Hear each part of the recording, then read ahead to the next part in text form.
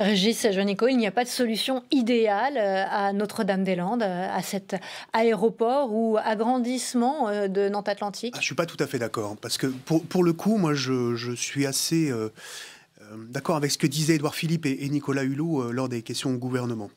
Le projet, il date de 1965, Richard Ferrand le rappelait tout à l'heure. Si, au bout de 50 ans, un projet n'a pas été réalisé, je pense que c'est parce qu'il y a un problème. Parce qu'il y a des oppositions très fortes et qu'il n'y a pas de consensus.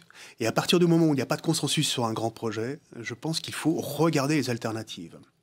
Et c'est exactement ce qui a été fait. On a pour la première fois demandé à des médiateurs de regarder de façon précise et détaillée les alternatives possibles. Et le rapport qui a été remis ce matin dit que l'agrandissement de l'actuel aéroport de Nantes Atlantique, aujourd'hui, d'abord, ce serait un coût financier comparable, mais surtout, ça aurait un impact environnemental moindre, avec un impact carbone qui serait plus faible. Donc c'est ça qui est intéressant. C'est que pour la première fois, on perçoit qu'il peut y avoir une solution alternative. Pour vous, il faut abandonner Notre-Dame-des-Landes? Oui. On a, nous, exactement le même dossier dans la Loire avec l'autoroute A45 qui, depuis maintenant 45 ans, 60 ans, devrait relier Lyon à Saint-Étienne. Il y a des oppositions d'un côté comme de l'autre, des élus politiques, des associations, du milieu économique, pour un coût d'1,2 milliard. Il y a eu une décision qui a été prise dans le cadre des assises de la mobilité, et moi que je soutiens plutôt, qui est de dire on donne la priorité au transport du quotidien par rapport aux grands chantiers et aux grandes infrastructures comme les autoroutes. Eh bien, je pense que maintenant, il faut traduire cela en actes. Et je pense que la méthode qui a été employée est quand même assez bonne. Lionel Cos, est-ce qu'on s'achemine aujourd'hui vers un abandon de cet aéroport de Notre-Dame-des-Landes? Au-delà de savoir quelle décision prendra le président de la République et le Premier ministre d'ici fin janvier, je crois qu'on doit tous se réjouir et se satisfaire déjà de cette volonté enfin d'avoir une décision. Parce qu'aujourd'hui, ceux qui sont pour, ceux qui sont contre, ont tous de bonnes et de mauvaises raisons.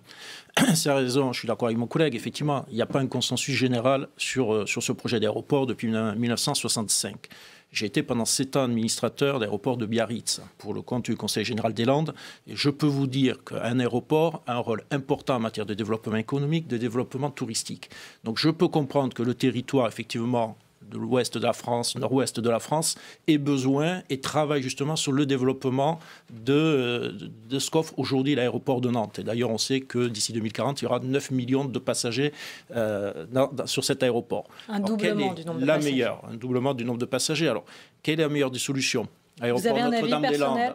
Moi, je suis très sensible aux enjeux environnementaux. Vous savez, j'ai toujours été un élu engagé sur les aspects environnementaux et je considère qu'ils sont prioritaires sur les autres enjeux.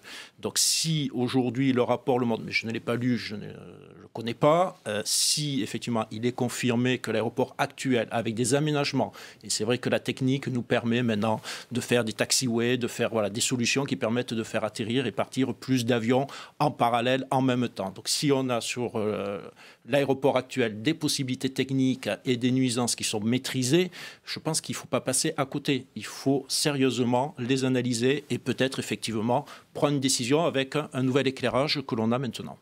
L'autre enjeu, l'autre question, c'est l'évacuation de la ZAD, cette zone à défendre. Quelle que soit la décision, Régis Juanico, il faut que l'État fasse preuve d'autorité. Tout dépendra de la décision. Donc c'est une décision qui va intervenir rapidement, puisque là on dit fin janvier. Nous sommes quasiment mi-décembre. Donc moi je ne préconise pas que d'ici là, on prenne une décision qui concerne l'évacuation d'une zone à défendre où il y a 200, 250 personnes visiblement prêtes à se défendre et sur lesquelles je pense que la maîtrise des conséquences sur l'ordre public serait très aléatoire. Donc, prenons une décision fin janvier. Si c'est l'alternative, ça résout la question de l'occupation de la zone à défendre. Il n'y en aura plus à Les zadistes partiraient d'eux-mêmes alors ? Je pense, bien évidemment. Mais d'ici là, ne précipitons pas les choses. Attendons que le gouvernement étudie précisément l'étude qu'elle a commandée au médiateur. C'est la grande crainte aujourd'hui, cette évacuation. Le gouvernement va prendre le temps. De toute façon, il va concerter encore avec tous les acteurs, les élus locaux, bien sûr, jusqu'à fin janvier.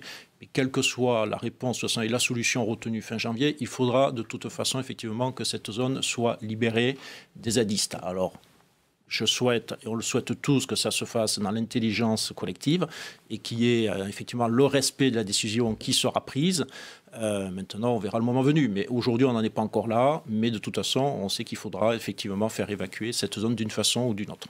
Sans la finance, aujourd'hui, Régis Juanico, on ne pourra pas atteindre les objectifs de cette COP21. C'est aussi le constat de Nicolas Hulot tout à l'heure lors des questions au gouvernement. Vous le partagez? Oui, c'est le rôle de Nicolas Hulot, c'est le rôle aussi du président de la République, dont la voix porte au niveau international, bien évidemment. On vient d'évoquer l'accord de Paris, que de dire qu'il faut changer de braquet.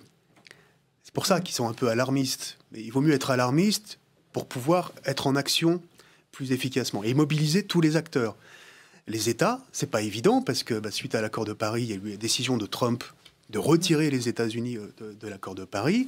Et puis le fait qu'aujourd'hui, il n'y a pas de mécanisme de sanction autour des accords de Paris qui prévoit une augmentation de 2 degrés de température par rapport à l'époque pré-industrielle, mais aujourd'hui on est plutôt sur une tendance de 3,5 degrés.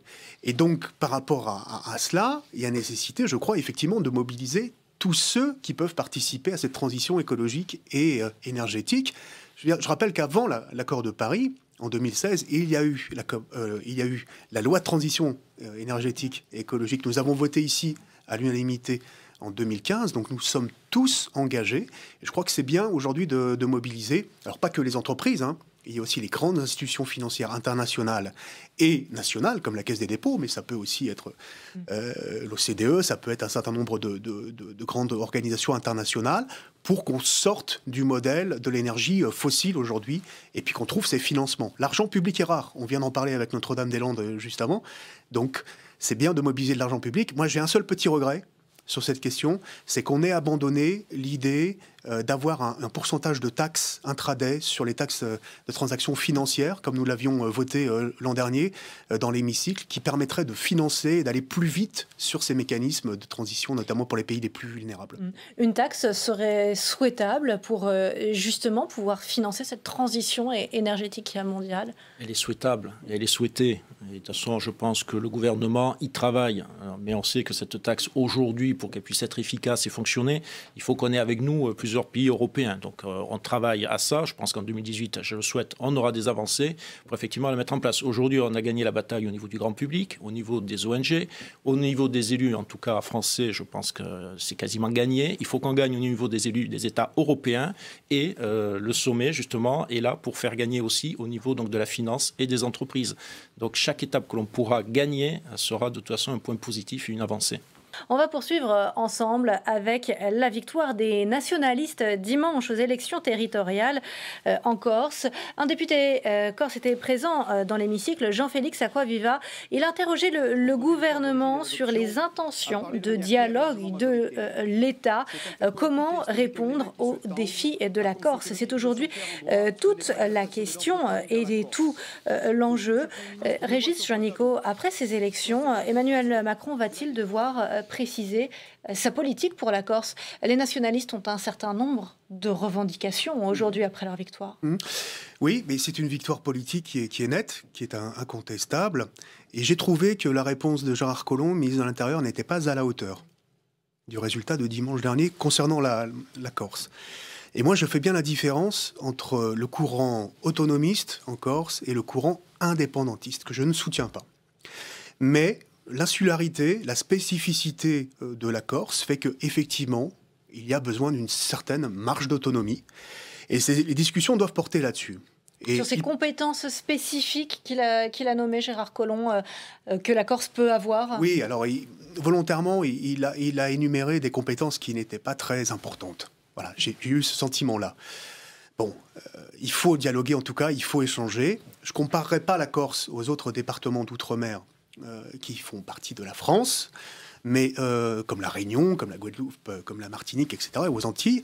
Mais je répète, l'insularité aujourd'hui nécessite qu'il y ait des décisions qui soient prises en grande partie par les Corses, pour les Corses. Et ça veut dire un degré d'autonomie très élevé. Et ça peut se discuter sereinement dans le cadre de la République et de la Constitution. Est-ce qu'il faut changer ou pas la Constitution? C'est un débat qui est engagé, effectivement, et c'est au président de la République d'y répondre.